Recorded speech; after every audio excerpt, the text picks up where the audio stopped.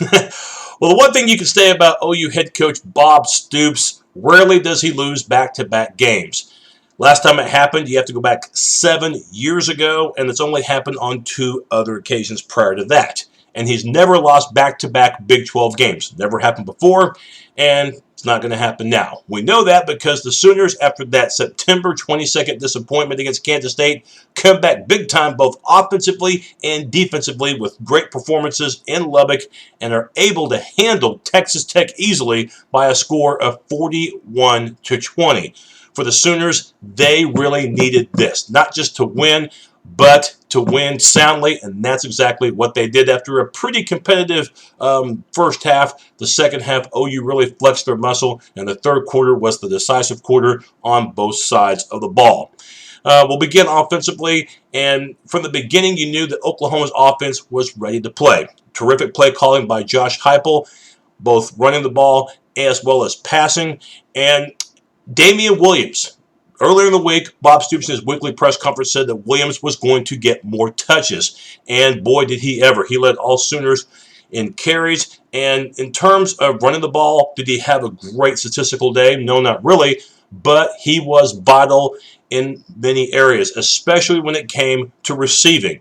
Williams ended up with over 130 total yards of offense on the day. He was more dangerous as a receiver than he was as a rusher, and that really helped out Oklahoma's offensive cause.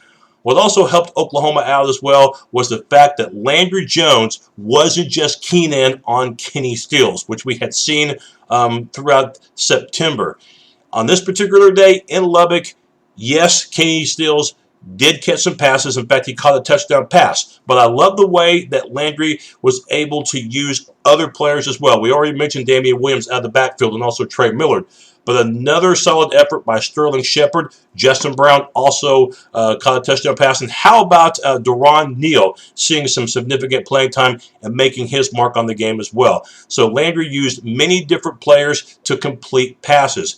But to me, the biggest source of credit you have to give for Oklahoma on offense is the offensive line. Did a decent job of run blocking, but really made their presence felt when it came to protecting Landry Jones. I don't think Landry Jones was sacked one time on Saturday. You can correct me if you want, and I'll verify it, but I don't think he was sacked. Now, he was pressured, but Landry did not lose his cool in the pocket. His foot movement was terrific getting out of the pocket. Yes, he did feel the heat, but he was still able to complete passes. Landry Jones today looked like the Landry Jones that we have seen in previous Oklahoma victories. He bounces back after the disappointment against Kansas State with a solid effort against a Texas Tech defense that came into this game ranked number 1 in total D, but not taking anything away from Texas Tech previous glory because their defense has shown some improvement, but we knew that the bottom line was that Northwestern State, Texas State, New Mexico, and Iowa State were not going to be barometers as far as if Texas Tech's defense was a force to be reckoned with,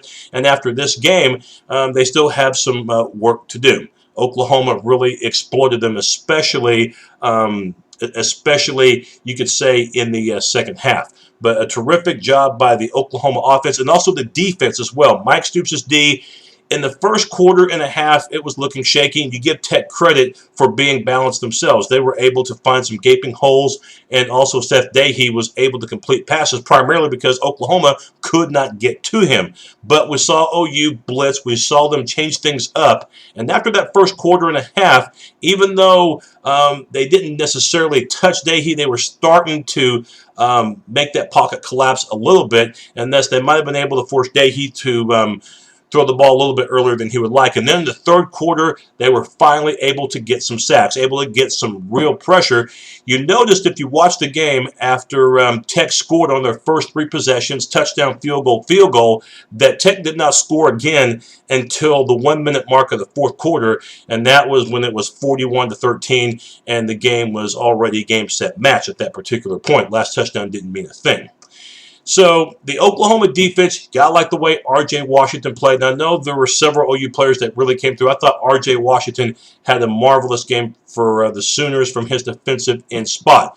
Aaron Colvin, the interception in the middle part of the second quarter, I thought that was a big moment there because that was the first time OU was able to stop Tech, and that translated into a field goal. And Michael Honeycutt, Boy, I tell you what, a couple of big field goals for him. You might remember last year he had 2 critical misses against Texas Tech in that stunning loss, which snapped OU's 39-game home winning streak. Well, today, Honeycutt made up for that a little bit with a couple of big field goals in that particular contest. So the Oklahoma defense, yes, that was a big moment. But in the third quarter, Tommy Tuberville with the game at 24-13 OU. Tech with the ball, 4th down. And, there's a reason why Tommy Tuberville's called the Riverboat Gambler. He's been known to going forward on 4th down. He did in that situation. And the Oklahoma defense came through with pressure. And then, wasn't too much longer later that Seth Dahey made a critical mistake off of a tip pass that Javon Harris intercepted and raced all the way for a touchdown. It was 38-13 at that point, and you knew that the Sooners had the game well in hand. So Mike Stoops' defense in the first, I would say, probably quarter and a half, they were exploited. You give Tech credit for that, but you also have to give Stoops and company credit for making the necessary adjustments and able to turn out the lights on Texas Tech's offense, which torched OU so badly a year ago. In fact, if you looked at previous trips to Lubbock, in 2007 and 2009, the OU defense couldn't stop Tech to save their skin. But today, that was a different story. Seth Dahey did not have anywhere close to the type of ball game that he had last year in Norman, in which he threw for 4 touchdown passes. Today, no TDs. As a matter of fact, he had 3 interceptions. Now, such a critical win for OU, not just because of the fact that they won, but because of the way that they won. They cut out those mistakes. They looked crisper on offense. The play calling was better. It was just a complete team effort from everybody, not just from Landry Jones, not just from the skilled players, but from the offensive linemen as well. And the defense, once again, for the most part in the game, you couldn't ask much more from them. If OU had lost this game, you could have easily have seen 3 or 4 more potential losses down the road, just because not only you still have to play Texas, West Virginia, TCU, Iowa State, Notre Dame. You still have Oklahoma State to deal with and a Baylor offense that's pretty darn good, but you also wouldn't have had the confidence and momentum needed to play those type of opponents in a pretty tough league. So for the Sooners, they won, but it was the way they won, and I think they have a lot of confidence entering the Red River Shootout against Texas on October 13th in Dallas. Quickly highlighting the 4 keys to the game that we talked about previously on the weekly matchup show. I think key number 1, talking about getting to Seth Dahey, and I have to give OU a B+ in this situation. The first quarter, they weren't able to do that. They could not touch him if you paid them, but the last 3 quarters, the pressure was starting to mount, and then it was confirmed in the third quarter when they were finally able to get some sacks and force Dahey into some mistakes, and that's what you saw. Key number 2, talking about Landry Jones, get it back, start to look like the Landry Jones that we expected to see. I'm going to give him an A- in this situation. Landry, no interceptions today. He was able to complete passes often, had a couple of touchdown passes, 1 to Brown and 1 to Steele.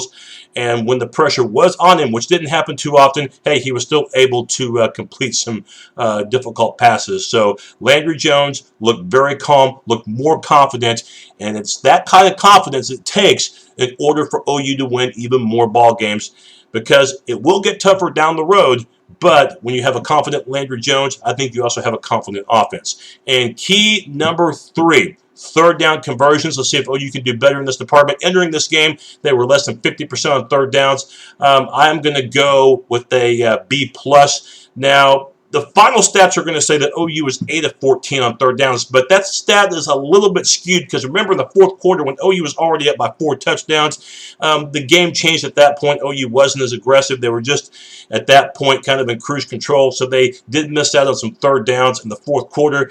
So you really have to go off the first 3 quarters when the game meant a lot more, and for the most part, the Sooners were able to complete 3rd downs. Sometimes they were able to complete 3rd and longs. Now, Tech, they also were successful on 3rd downs, but remember, they set themselves in position for 3rd and shorts. You have to give them credit for that. But for OU, their 3rd downs, I think, were a little bit more difficult. Plus, they were the road team, so they had to handle the crowd and the Tech defense and the 3rd and long situations. And I thought OU, for the most part, was flawless on 3rd down. It kept drives going, and it kept Tech's offense off the field a little bit longer. And then key number 4, win the turnover battle. I go B+ for OU.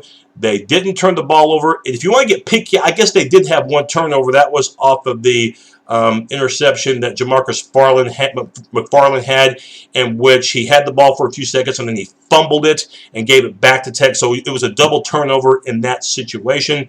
But there were the other 2 turnovers that Oklahoma did force. The Colvin interception, as we mentioned, and then the Harris Oski that he ran back for a touchdown in the 3rd quarter that sealed the deal at that point. So the Sooners entering this game have forced just 1 turnover in their first 3, but today they got 3 turnovers. They did give it away once, but like I said, that was on that double turnover. So I don't really know. Statistically, yeah, you can count it as a turnover, but really wasn't. So the Sooners improved in the turnover ratio, but very proud of the way Oklahoma played on Saturday for Texas Tech, suffering their first loss of the year. I still think Tech is going to be a bowl team, but I also think they're going to be facing some losses down the road because, you know, you're talking about next week, they get West Virginia and the West Virginia-Texas game. Reason why I came on a little bit late, I wanted to see how that game was going to finish up, and that game was pretty darn exciting, to tell you the truth, and West Virginia edging out Texas in the end. So the Mountaineers, I think they will go to Lubbock, and I think that they will beat Texas Tech, but I think it'll be a pretty high-scoring game on both sides. Geno Smith, if you were to give the Heisman Trophy award right now, Geno Smith, in my opinion, he wins it. Nobody else is even close to him right now. He is an amazing, amazing player and a pretty darn good leader for that Mountaineer team. Tell you, West Virginia, first year in the Big 12, and they're already making their impact felt in early October.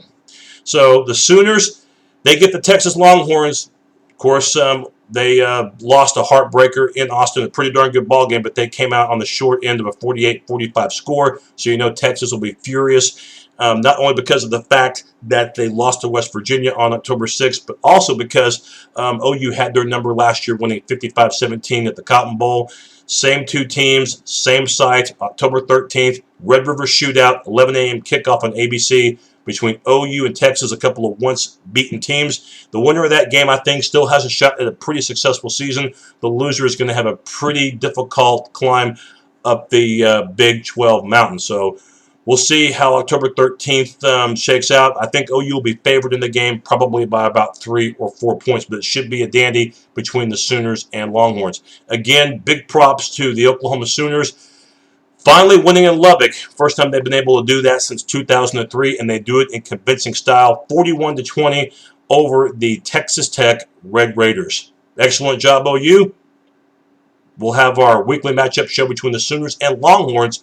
Right now, it's looking like it's going to be on October the 9th on a Tuesday. Boomer Sooner.